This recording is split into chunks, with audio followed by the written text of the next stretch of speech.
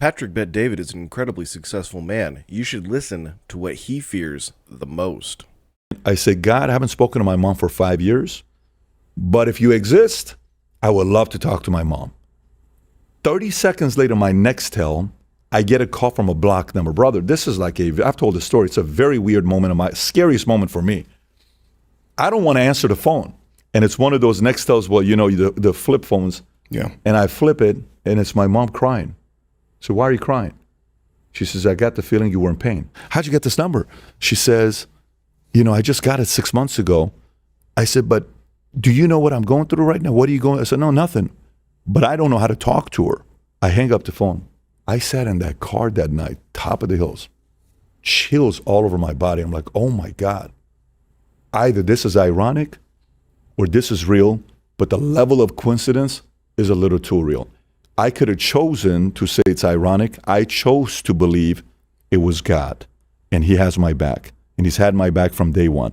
That level of confidence I got from that moment that somebody was watching me and had my back is the reason why I am where I'm at today. I make my decisions purely knowing he has my back. And if you ask me what's one of my biggest fears, one of my biggest fears in my life is losing his favor. I can't tell you how much that scares the hell out of me. Because to me, in life, when you get a person that has your back and they have your back like you've seen endless times they've had your back, you take that for granted and you lose it, you're a fool. So you've had my back.